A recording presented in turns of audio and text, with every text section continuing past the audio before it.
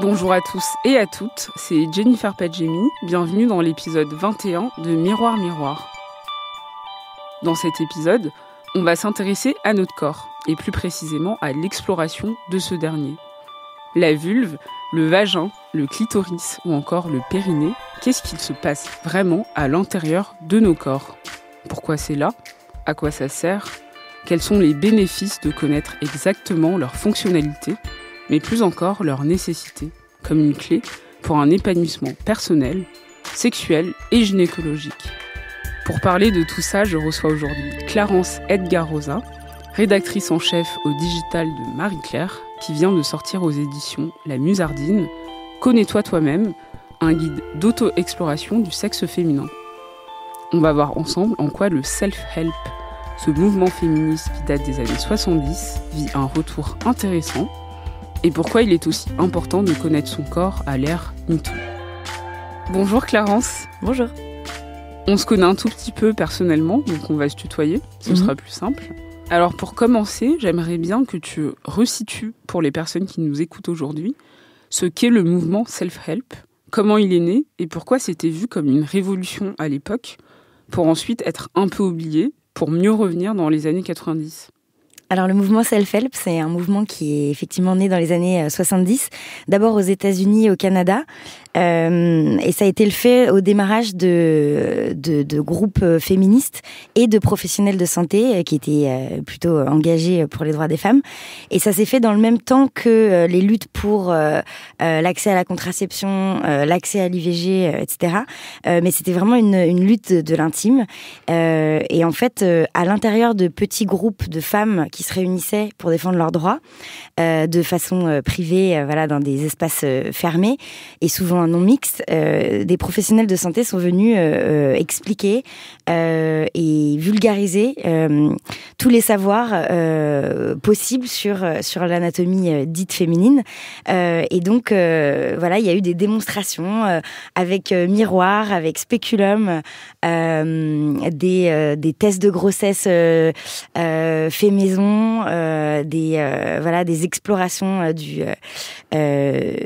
notamment du col de l'utérus, voilà, auprès de femmes qui, comme celles qui découvrent ça aujourd'hui pour la première fois, n'avaient jamais vu de telles choses, puisque c'est des savoirs qui généralement étaient, pour le coup, plutôt connus des médecins que des patientes elles-mêmes.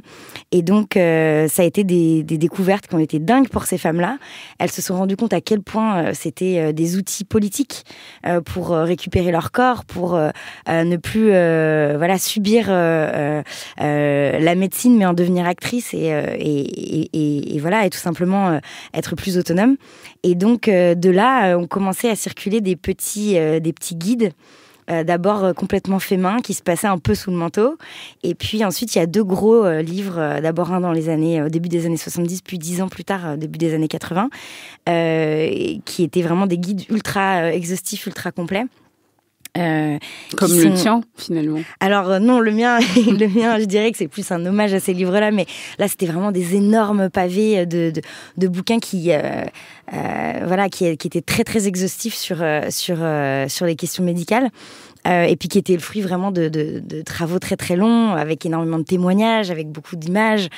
Donc moi, c'est un petit livre qui essaye de leur rendre hommage, mais voilà. Du coup, ces deux gros bouquins, ils ont complètement révolutionné l'imagerie qu'on avait jusque-là, notamment. Donc tous les schémas, c'était des schémas qui étaient complètement nouveaux.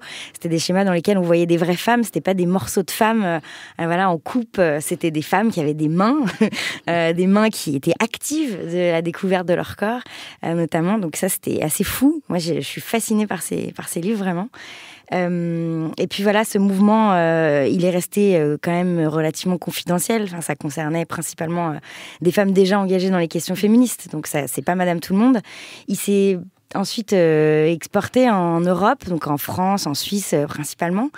Et puis ensuite, il a eu un petit sursaut dans les années 90. Donc les années 90, c'est le mouvement punk notamment, qui m'est cher. C'est le mouvement du coup DIY à ce moment-là. Et le mouvement DIY, c'est plusieurs choses, notamment des fanzines, donc des auto-éditions un peu à l'arrache de feuilles A4 photocopiées. Et du coup de femmes notamment qui se sentent légitimes à faire des auto-éditions et à raconter ce qu'elles ont à raconter. Donc souvent des expériences personnelles. Et la deuxième chose, c'est que le fait maison, c'est aussi partir à la découverte soi-même de plein de choses, et notamment de son corps. Donc, petit sursaut dans les années 90. Et encore une fois, ça reste confidentiel. Ça concerne, le mouvement punk, encore une fois, c'est pas Madame Tout-le-Monde qui s'y est intéressée. Et voilà, là aujourd'hui, moi j'observe avec vraiment beaucoup de bonheur encore un sursaut. Alors ça vient de plein de choses, hein, c'est multifactoriel, mais c'est vrai que plein d'ateliers apparaissent depuis quelques mois et quelques courtes années là. On en parlera un peu plus tard de toute façon. Mais c'est vrai que tu as divisé le guide en 10 parties, avec le lever de rideau, la vulve, le vagin, le col de l'utérus, le point G, le clitoris, le périnée, les ovaires, les fluides et les seins. Est-ce que tu pourrais expliquer simplement comment on fait pour se regarder et mieux connaître son organe sexuel à travers ces 10 étapes ? Alors, en fait, je ne les ai pas spécialement pensées comme 10 étapes. C'est-à-dire que ce n'est pas un cheminement, ça n'a pas vocation à être fait dans cet ordre-là nécessairement, c'est juste 10 pistes. Je ne dis pas non plus qu'à la fin des 10, si on les a faites les 10 en tout cas, on connaît parfaitement son anatomie, c'est pas le cas. Mais c'est 10 pistes, voilà. J'ai voulu commencer par une exploration qui n'en est pas vraiment une, puisque la première, comme tu l'as dit, je l'ai appelée lever de rideau. Et j'ai juste voulu mettre l'accent sur le fait qu'en fait, la première exploration qu'on fait, c'est juste décider de se donner ce temps pour soi et faire taire toutes les injonctions contradictoires qu'on a eues jusque-là et qui nous ont poussé à ne pas le faire. Et à penser que notre sexe est sale, à penser que c'est malsain d'aller à sa découverte, de le connaître et de juste faire la démarche d'être à l'écoute de son plaisir, ou juste de mieux connaître le fonctionnement de son anatomie. Donc la première exploration, c'est ça. Et puis les 9 autres, effectivement, je me suis concentrée sur les choses qui me paraissaient les plus essentielles. Donc ça commence par quelque chose de très basique qui est juste regarder sa vulve avec un miroir. Mais ça déjà c'est un step très important pour plein de femmes et de personnes qui ont une vulve de manière générale. Et après ça va jusqu'à par exemple l'exploration du col de l'utérus qui, je le sais, n'est pas quelque chose de simple pour tout le monde et qui peut paraître un peu impressionnant.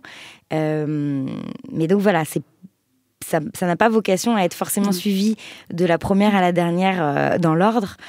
C'est 10 pistes, en tout cas pour faire ce chemin intime. Donc pour résumer, pas besoin de le faire le même jour, en même temps. Enfin, ça peut se faire continuellement. Il y a surtout aucune obligation de rien. Voilà. Et puis, non, surtout, ce qui est important de préciser, c'est que l'auto-exploration et le fait de connaître son corps, c'est surtout une relation en fait qui se crée dans la durée. Plusieurs fois dans le livre, je compare ça à une amitié.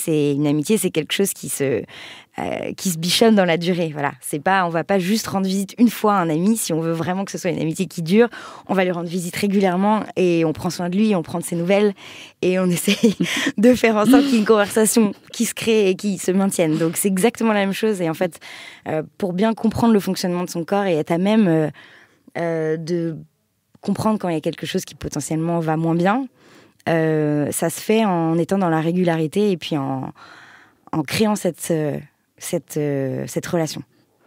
Comme tu le disais tout à l'heure, c'est moins connu du grand public, mais dans les réseaux féministes et notamment militants, ça fait plusieurs années que des ateliers se mettent en place pour s'auto-explorer, avec notamment l'exercice du fameux miroir.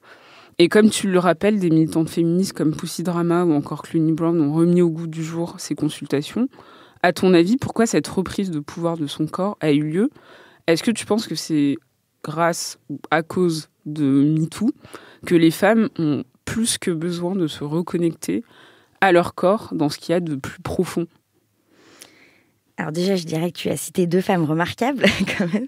Enfin, c'est vrai que c'est deux des actrices de ce renouveau et qui sont effectivement à mentionner parce qu'elles elles ont une démarche qui est effectivement remarquable et voilà, elles le font avec beaucoup de bienveillance et de cœur et de justesse, chacune à leur manière.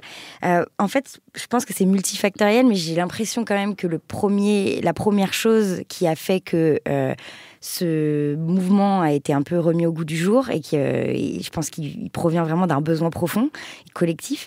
La première chose pour moi, c'est donc la prise de conscience collective sur les violences gynécologiques. Je crois que ça émane quand même pas mal de là. Moi, je me suis rappelé là, il y a peu de temps, que quand j'étais ado, j'avais vu un film qui s'appelait Teeth, qui est donc tu vois ce que c'est peut-être, un film. Ça me dit quelque chose, c'est mais un je film m'en rappelle américain, plus trop. un peu série B, un peu bizarre, sur le mythe du vagin denté, mythe millénaire.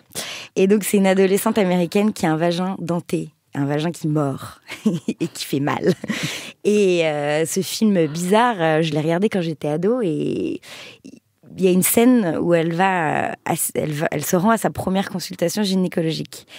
J'ai revu ce film plus tard dans le cadre d'un cycle d'analyse féministe sur le cinéma américain et je me suis aperçue que cette scène était effroyable parce qu'en fait c'est une scène de consultation gynéco avec un médecin qui est d'un paternalisme absolument effarant.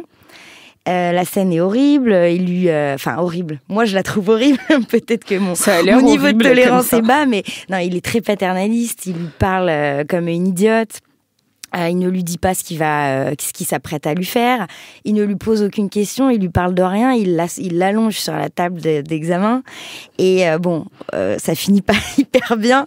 Mais voilà, ce dont je me suis rendu compte quand j'ai revu ce film à l'âge adulte, c'est que quand je l'ai vu adolescente, j'ai trouvé cette scène parfaitement normale. J'ai même pas tiqué. J'ai même pas eu un mouvement de sourcil. Ça m'a paru normal parce que ça me rappelait ma première consultation gynécologique. Donc, je dirais que la première chose pour moi qui est vraiment fondatrice de ce besoin collectif aujourd'hui de se réapproprier ce corps et puis ces savoirs-là, c'est cette prise de conscience-là. À partir du moment où on se rend compte qu'il y a plein de gestes médicaux qui sont pas utiles, qui sont pas normaux, voire qui sont invasifs ou violents, qu'on a tendance à être placé quand même en tant que femme continuellement dans une posture de patiente qui est souvent problématique parce que très très passive, voilà, et on nous a appris que c'était tout à fait normal. Donc une fois qu'on se rend compte de ça, on peut plus fermer les yeux là-dessus. Et à ce moment-là, effectivement, le fait de mieux connaître son corps et de s'approprier ces infos-là, ça permet d'être beaucoup plus actrice de sa santé sexuelle. Donc ça permet, par exemple, d'aller chez le médecin en étant très au clair sur ses symptômes, en pouvant les décrire très clairement, en s'alarmant pas aussi pour des trucs anodins. Et en fait, ça change tout. Alors, comme tu me le disais tout à l'heure, c'est un hommage, donc notamment aux fanzines de l'époque et de la période punk. Les illustrations, j'ai adoré. Elles sont réalisées par Suzy Q. Et c'est vrai que je faisais la blague sur Twitter que c'était pas évident de lire ce guide dans le métro parce que les illustrations, elles sont franches et totalement réalistes, ce qui est bien. C'est juste que les gens ont pas l'habitude de ça. C'est pour ça qu'on a fait une couve avec de la typo. C'était pour t'aider dans le métro. Apparemment, ça n'a pas suffi. Ça n'a pas suffi, mais je pense que c'est nécessaire. Et c'est vrai qu'en les regardant, j'ai tout de suite pensé à la manière dont on souhaite à chaque fois cacher ses vagins, cacher ses clitoris, dont le tabou autour de la sexualité féminine est grand, parce qu'on n'a pas l'habitude de voir ça comme ça, justement. Et l'une de tes témoins, Clémentine, dit, je cite, « Je crois qu'au fond, on prend conscience qu'on est toutes pareilles, qu'on soit cisgenre ou pas, expérimenté ou pas, à l'aise ou pas. On a ce sexe caché dont on a souvent voulu nous faire croire qu'il était honteux. » Est-ce que, finalement, le premier pas vers l'auto-exploration, c'est de se voir représenter son sexe pour ne pas en avoir peur ? Je suis totalement en accord avec cette idée. C'est pour ça que les images sont si importantes et c'est aussi pour ça que moi je suis fascinée par ces guides-là. ce qu'on a voulu faire, c'est réinventer un peu la grammaire visuelle des schémas anatomiques dans la lignée de ces bouquins-là qui sont incroyables. Et en effet, je pense réellement que quand tu vois un schéma déjà correct anatomiquement, dans lequel, par exemple, le vagin n'est pas représenté comme un immense trou béant parce que ça ne correspond pas au réel, dans lequel voilà, tu vois une vraie femme en fait et pas juste un morceau de corps, je suis persuadée qu'il se passe quelque chose déjà, juste avec les yeux. Il y a quelque chose qui se produit, c'est évident pour moi. On a été vraiment habitués à ces images fausses. On le sait, hein, dans les manuels scolaires, le clitoris est quasiment pas représenté, même dans les schémas où pour le coup il pourrait l'être. C'est-à-dire que bien entendu, la plupart de l'éducation sexuelle à l'école, elle est axée sur la prévention des risques et sur comment ça se passe la reproduction. Donc le clitoris n'a aucun impact dans le processus de reproduction. Donc c'est aussi logique qu'on n'y passe pas, qu'on n'y consacre pas des heures et des heures. Mais même sur les schémas où il devrait être présent, il n'y est pas.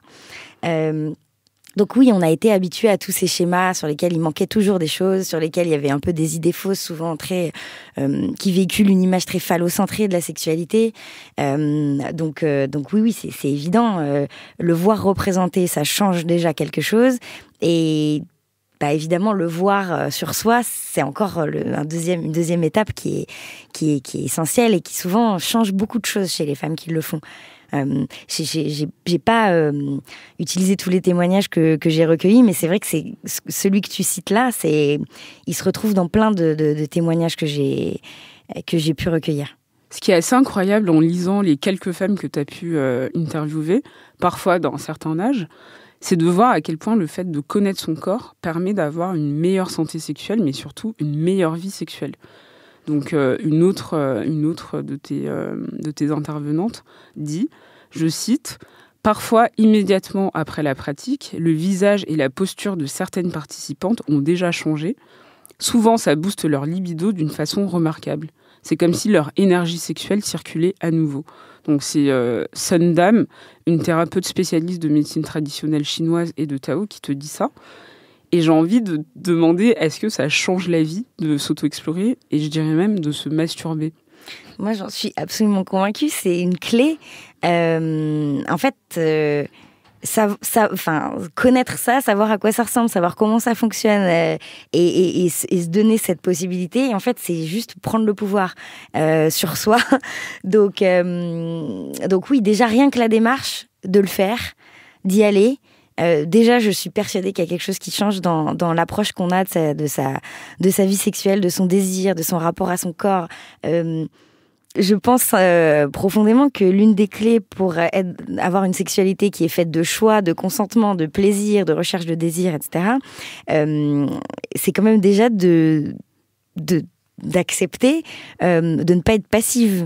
Et c'est vrai que la sexualité féminine, elle a été longtemps et elle est encore un peu dépeinte dans certains contextes comme quelque chose de passif, quelque chose que les femmes n'ont pas pour elles, mais qui leur arrive des autres, ou qui s'exerce sur elles. C'est quelque chose que plein de femmes ont intégré au point de ne pas se rendre compte que souvent... ça m'arrive très souvent, par exemple, de recueillir des témoignages de femmes qui me racontent des relations sexuelles non consenties, mais elles ne s'en rendent pas compte, elles ne mettent pas les mots dessus, ou alors qui me décrivent une vie sexuelle concrètement faite de moments où il est plus question de faire plaisir aux autres ou de se soucier de quoi elles ont l'air plutôt que de ce qu'elles ressentent. Donc ça, c'est une auto-objectification qui est totalement intégrée. Et donc oui, c'est évident que prendre ce contrôle-là et faire le choix déjà d'être dans une recherche intime avec soi-même de son plaisir, ça change tout, évidemment. Et il y a même beaucoup de femmes qui ont honte de se masturber parce qu'elles estiment que c'est quelque chose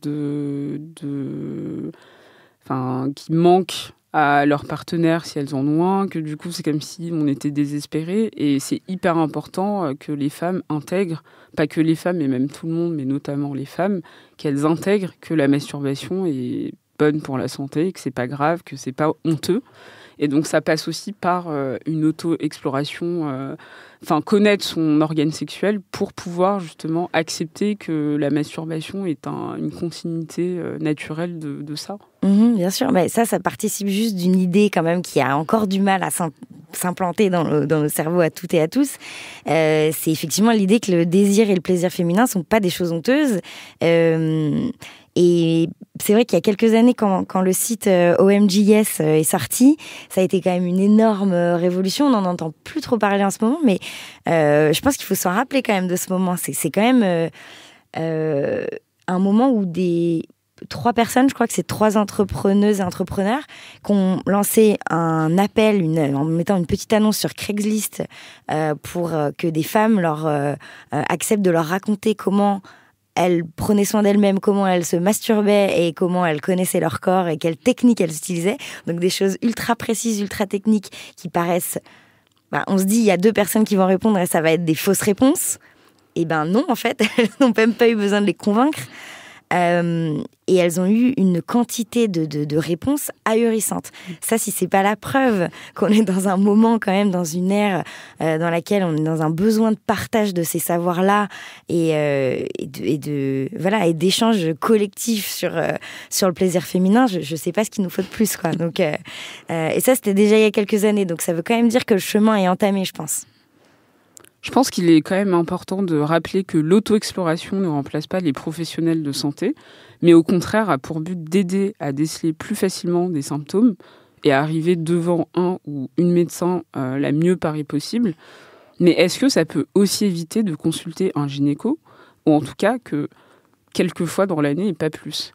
Il y a quelque chose qui me frappe souvent, c'est les personnes qui ne connaissent pas la date de leurs règles, sans calendrier, sans pilule. En fait, on n'arrive même pas à reconnaître les sensations ou un grossissement ou quelque chose en fait qui se passe dans notre corps qui nous dit « Attention, tu auras tes règles dans 1 ou 2 jours ». Et du coup, il y a vraiment notamment avec les applications, avec plein de systèmes aujourd'hui qui, en plus, récemment, on a vu que c'était pas toujours très fiable. Et en plus, c'était aussi un outil de surveillance, d'une certaine manière. Il y a cette idée de pouvoir s'auto-consulter aussi, sans aller voir un gynéco 1 fois par mois.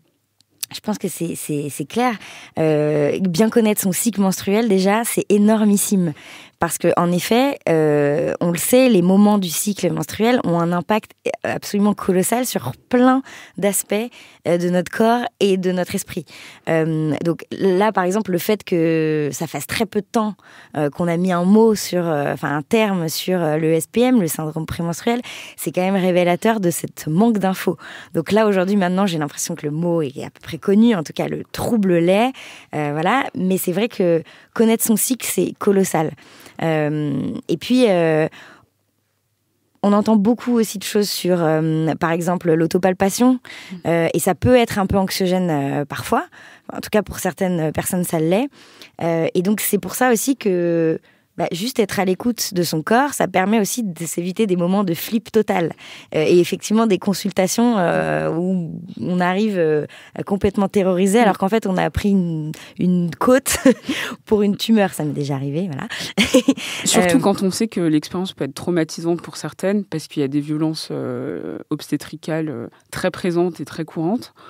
Donc, est-ce que le fait aussi de s'auto-explorer, de connaître ses sensations, de savoir ce qui va pas, ça peut éviter de tout de suite être alerté, d'être faussement alerté par quelque chose, par un symptôme en fait qui n'est pas réel.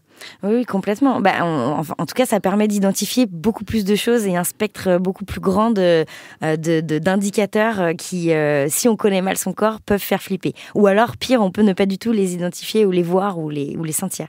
Donc oui, bien sûr, ça change tout. Après, bien entendu, les violences gynécologiques, c'est une réalité. Il y a plein de personnes pour lesquelles les consultations chez le gynéco, la sage-femme sont des très mauvais moments à passer. mais il y a énormément de professionnels de santé qui sont ultra compétents, bienveillants, formés à ces questions-là, qui savent bien accueillir leurs patients et leurs patientes, qui sont inclusifs dans leur manière de travailler aussi. Donc, ce qui est hyper important, je dirais, pour que les consultations se passent bien, c'est bien entendu de venir informer et de pas subir la consultation, voilà. Donc pour ça, c'est hyper important. C'est pour ça que les détracteurs du mouvement self-help et de ces ateliers, voilà, d'exploration, il faut vraiment comprendre que ce mouvement-là, il a absolument pas vocation, et tu l'as dit, et moi je l'ai écrit parce que c'est hyper important de le marteler, à remplacer la médecine. Ce n'est pas du tout l'idée. Ce en quoi moi je crois profondément, c'est que les savoirs empiriques que les femmes ont accumulés ont autant de valeur en fait que celui des médecins. C'est juste que c'est deux choses complètement complémentaires. Et après, je pense que le ressenti est quelque chose de très important et que ça peut pas remplacer les bouquins de médecine, mais l'inverse ne fonctionne pas non plus. Donc, je crois vraiment que c'est complémentaire. Et donc, pour que ces consultations se passent mieux et qu'elles soient mieux vécues, je pense que c'est aussi important d'arriver à identifier ce qui n'est pas normal et ce qu'on n'a pas à tolérer. Et donc, et ajuster les choses, dire les choses à son médecin. On ne peut pas toujours le faire parce qu'on ne se sent pas toujours capable et qu'il y a souvent un peu un rapport quand même qui n'est pas tout à fait horizontal entre un médecin et un patient. Hein. C'est d'ailleurs pour ça que ces violences existent. Mais par contre, à partir du moment où on arrive à identifier ce qui n'est pas normal et ce qu'on ne veut pas, on peut déjà changer de praticien, essayer de voir ce que ça donne une sage-femme plutôt qu'un gynéco ou l'inverse, et puis ne pas hésiter à en parler autour de soi et à demander juste conseil, parce qu'en fait des super médecins, il y en a plein. Il y a des listes aussi qui tournent. Il y a des listes de professionnels de santé safe, notamment pour les personnes trans, par exemple, parce que c'est encore plus compliqué de trouver des médecins qui soient informés sur ces questions-là et qui sachent les accueillir convenablement. Ou même pour les femmes lesbiennes, en fait, parce qu'en vérité, il y a plein de problématiques qui sont pas comprises par plein de médecins. Donc voilà, effectivement, ces listes, elles existent, elles sont ultra précieuses. Mais là encore, c'est du partage d'expérience entre femmes, souvent, entre personnes concernées en tout cas. Moi, j'adore ce médecin, je le conseille. Cette sage-femme, elle est géniale. Voilà, c'est pas du tout un TripAdvisor de gynécologie, mais c'est vraiment du partage d'expérience entre pairs, et c'est hyper important. Est-ce que tu peux juste nous préciser, c'est quoi concrètement la différence entre un gynéco ou une gynéco et une sage-femme ? Alors oui, d'ailleurs, sage-femme, on dit pas sage-homme, mais il y a des hommes qui sont sage-femmes, mais sage-femme, c'est-à-dire qu'il connaît les femmes, donc on dit toujours sage-femme. Et donc, la différence, c'est que les gynécos sont des médecins, les sages-femmes sont des soignants, et en fait, les sages-femmes, on le sait assez peu, mais on va pas que les consulter quand on est enceinte ou quand on vient d'avoir un enfant. Les sages-femmes, elles sont à même de faire tout le suivi gynécologique d'une patiente ou d'un patient en bonne santé. Donc, en fait, à partir du moment où il y a un problème médical qui nécessite une visite chez un médecin, dans ce cas-là, on est rebasculé avec un médecin ou avec un gynécologue. Mais donc, on peut être suivi entièrement pour tout son suivi gynécologique par un ou une sage-femme. Et donc, les sages-femmes sont en mesure de à la fois faire tout le suivi gynécologique, mais aussi de prescrire la contraception, de faire toute l'information gynécologique que les gynécos donnent, et peuvent aussi s'occuper d'IVG médicamenteuse. Donc c'est très bon à savoir, puisqu'en fait les options pour les consultations gynéco sont beaucoup plus larges que la plupart des personnes l'imaginent.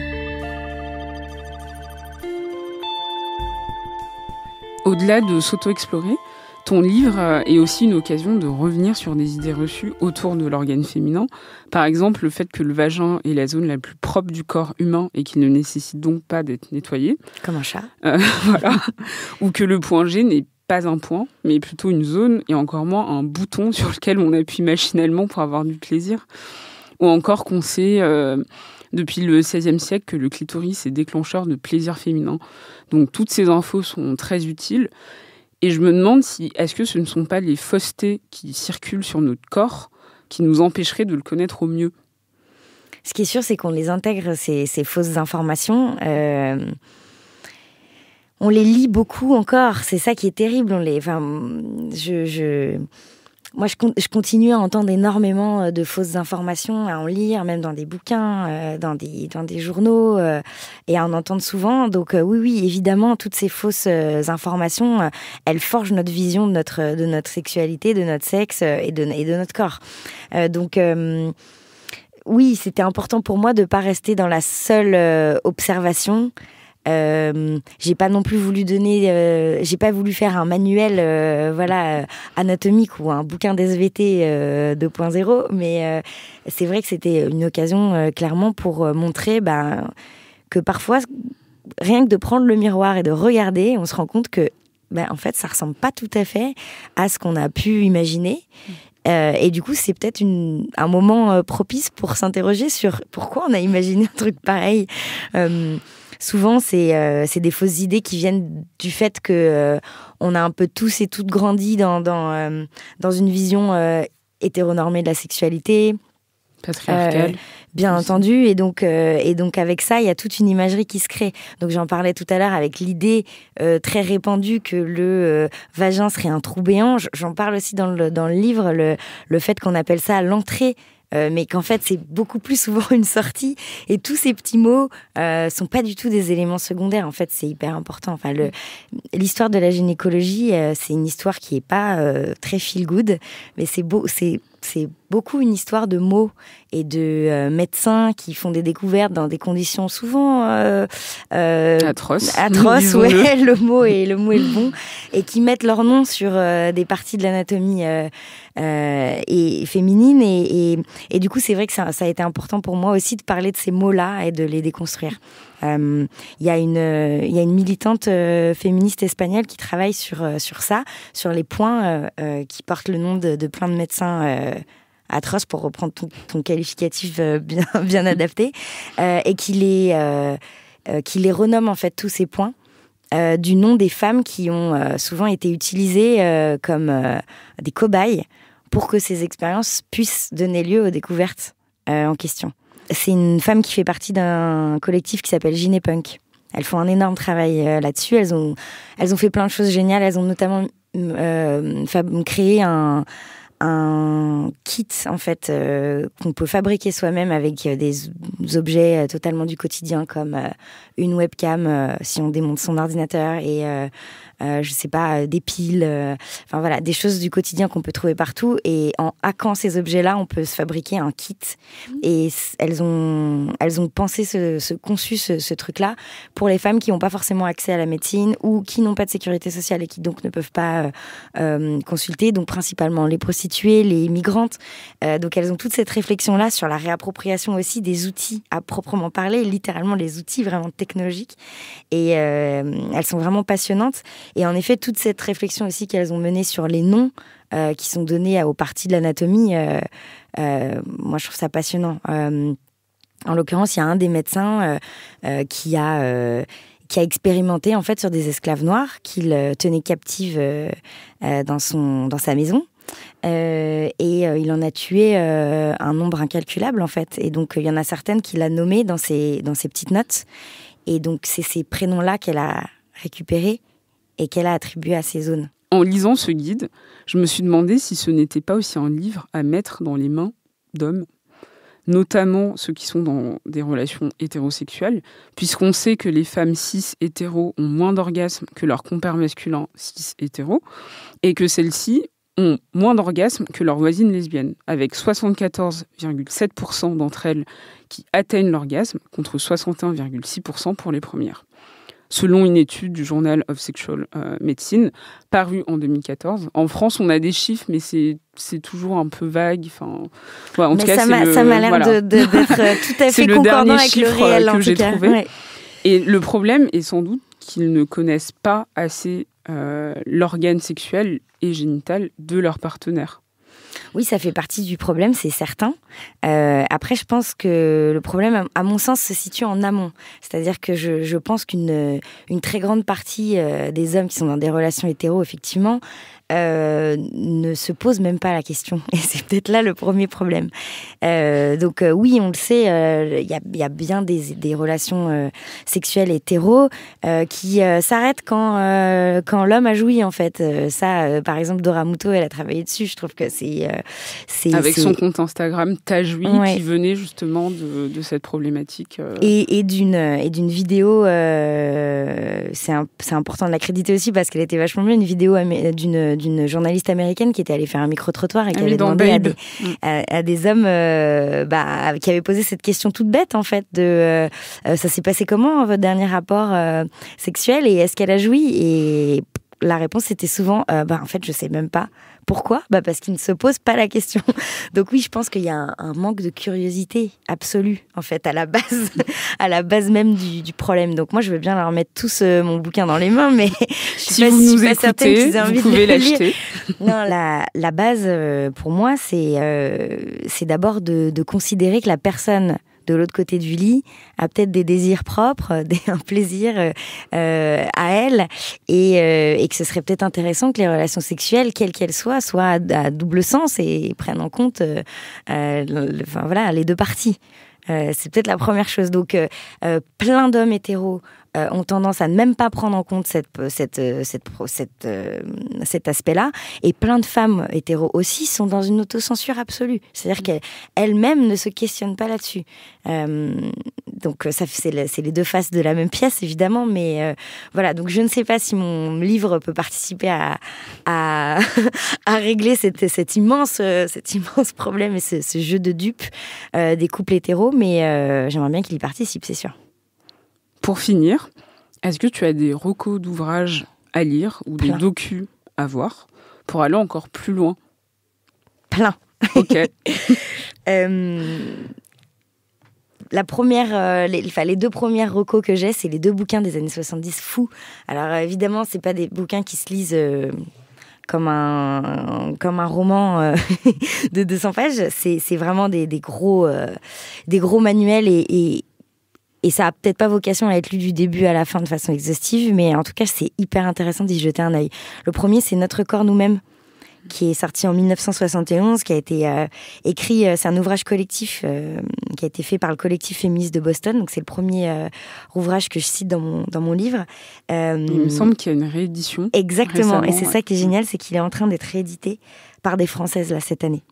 Le deuxième, c'est un livre qui s'appelle, donc pour le coup, il n'existe qu'en anglais, New View of a Woman's Body, qui a été celui-là écrit en 81 par la Fédération américaine des centres de santé féministes. C'est pas un bouquin qui se lit tranquillement dans le métro, je pense que c'est quand même un gros pavé médical, mais c'est fou d'y jeter un œil, juste de voir à quoi ça ressemble et même juste pour regarder les images, rien que ça, c'est chouette. Et après... oui, il y a d'autres bouquins qui, pour moi, ont fait la différence et que j'ai envie de recommander. Puisque moi, je suis très attachée à cette période des années 90 aussi et du mouvement punk et des fanzines qui ont été montés par plein de femmes qui gravitaient dans l'univers du punk et des Riot Girls. J'ai un bouquin que j'adore qui s'appelle Riot Girls, chronique d'une révolution punk féminine. Qui est de Manon Labrie aux éditions Zone, qui est un super essai qui retrace toute l'histoire du mouvement, et c'est un mouvement qui est fascinant. Et l'autre, qui est un livre que j'adore, c'est un gros pavé qui s'appelle The Riot Girl Collection. C'est un bouquin qui est génial parce qu'en fait, il a été fait par une femme qui s'appelle Lisa Farms, qui est une documentariste qui vient d'Olympia dans l'État de Washington. Et Olympia, c'est l'un des villes berceaux vraiment du mouvement punk. C'est notamment là qu'est né le groupe Bikini Kill. Et donc elle était au lycée avec ces gens-là et elle est restée là-bas. Et du coup, elle est devenue documentariste et donc elle a accès à une immensité de fanzines de l'époque. Dans leur version originale, elle les a tous rassemblés dans ce bouquin. C'est génial. C'est génial à lire. C'est une plongée dans cette période et dans cet univers. Et après, je suis venue un peu avec ma table de chevet. Pardon.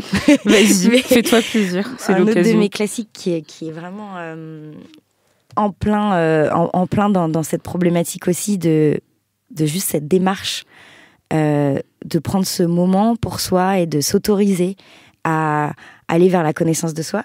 C'est un immense classique, c'est Une chambre à soi de Virginia Woolf. C'est un bouquin, évidemment, qui parle pas de ça à proprement parler, parce que c'est un bouquin qui parle de littérature et des difficultés pour les écrivaines femmes à se faire une place. Et donc, ça n'a pas grand-chose à voir à proprement parler, sauf qu'en fait, elle évoque vraiment beaucoup, et je trouve avec beaucoup de modernité, ce que ça peut changer dans une vie, et notamment dans une vie de femme, d'avoir cet espace à soi, qui soit physique ou qui soit un espace mental. Pour rebondir sur ce qu'on s'est dit tout à l'heure, sur le fait de se connaître soi et de pas, du coup, peut-être un peu moins, en tout cas, laisser les autres nous apprendre ce qu'on est censé savoir, parce que c'est inhérent à nos vies. Un livre que j'adore, c'est Men Explain Things to Me, qui en français est sorti et a été traduit par Ces hommes qui m'expliquent la vie de Rebecca Solnit. C'est un bouquin qui est tellement drôle, tellement bien écrit. Pour le coup, celui-là, il se lit dans le métro, facile. Il est génial. Et ouais, je le recommande vraiment parce que c'est du récit, mais c'est aussi vraiment des outils en filigrane, pour laisser personne nous raconter ce qui est notre propre expérience.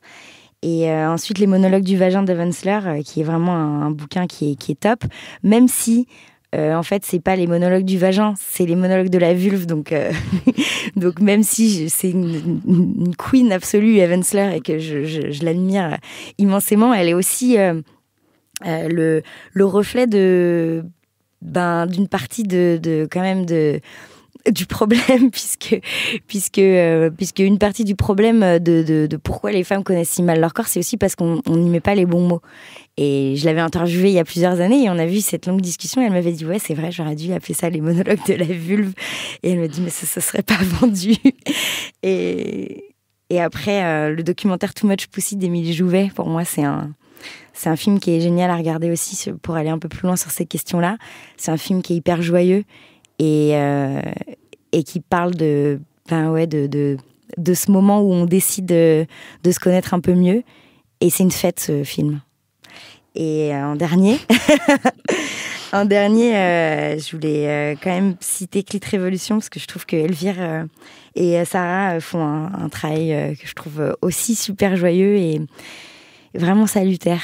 Et très, très, très, très pédagogique aussi. Donc voilà. C'est tout. Donc, plein de belles choses à lire. On peut refermer ma table de chevet. Merci beaucoup, Clarence. Merci à toi pour cette invitation. Merci de nous avoir écoutés. Si vous avez aimé cet épisode réalisé par Thomas Play, merci Thomas. Vous pouvez laisser des notes sur iTunes ou ailleurs. Et vous pouvez même réécouter tous les autres épisodes sur Binge Audio. Moi, je vous dis à dans 2 semaines. Merci, à très vite. Binge.